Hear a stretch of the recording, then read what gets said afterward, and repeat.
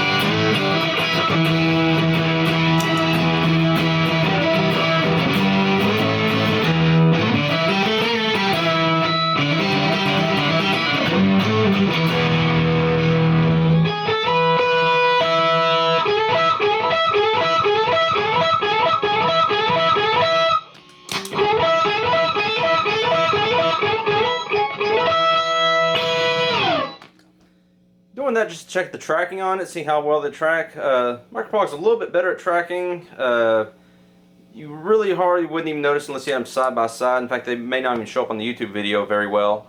But Pitchfork still holds its own pretty good. Just Micro Pog's a little bit more precise. Also, the sound quality on it, Pog sounds a little bit more natural. Just, you know, less artificial, whereas the Pitchfork kind of sounds like an older whammy pedal where the highs are just a little bit.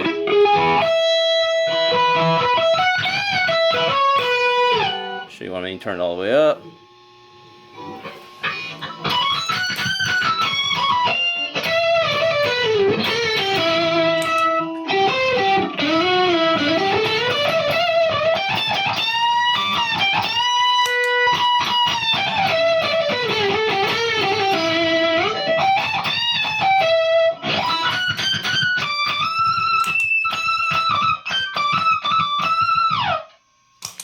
Probably not going to show up on YouTube, but it's a little bit off. Other things worth noting here is, well, a couple little problems. Minor problems, mind you, but they are there. You get a lot of noise in the signal there. Of course, you only notice it really in front of dirt. Micro Pog still has a little bit of noise. Not as much, though. Probably hard to tell volume levels on YouTube, but it's definitely louder than the Micro Pog. That being said, probably also noticed one of the benefits of the Pitchfork is that the switching is silent. You know, it's that buffered bypass. Now, it's a good buffered bypass. It doesn't rob your tone a whole lot. You can tell a little bit of difference when it's in the chain versus not. Whereas the Pog is, you know, true bypass, but it's a lot, you know, your original tone's a lot more intact with the Micro Pog.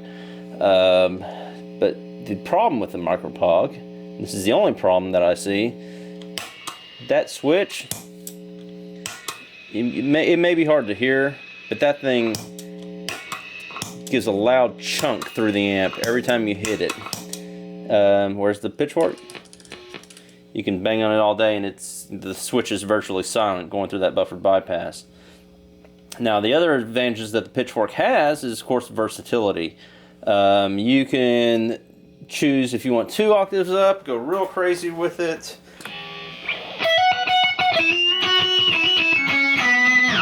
That's with dual mode on, go up.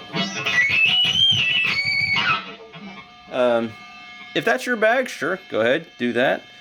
You can go 3 octaves. That's my low E.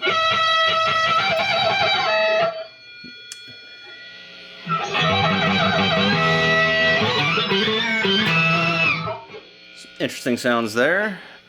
We can also do, of course, the minors in there.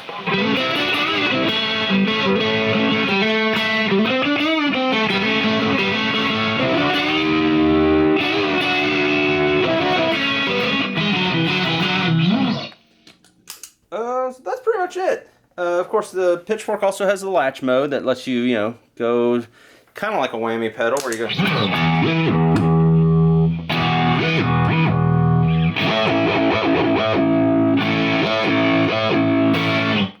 There's a little bit of a volume jump whenever you do that. Of course, you won't notice it on dirt, but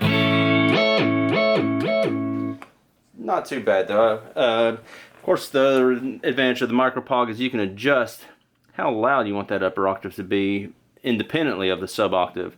Whereas the Pitchfork, you just roll both of them in together. And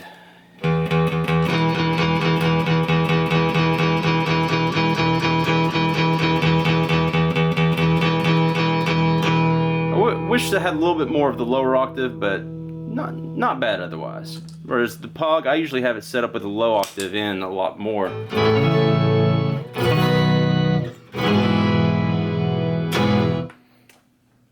Great pedals, both of them. Just thought I'd make a little video here for David. He asked to see both of them side by side and sound quality wise. The Micro Pog sounds a little bit better quality, but of course Pitchfork is a lot more versatile. That's really all there is to it.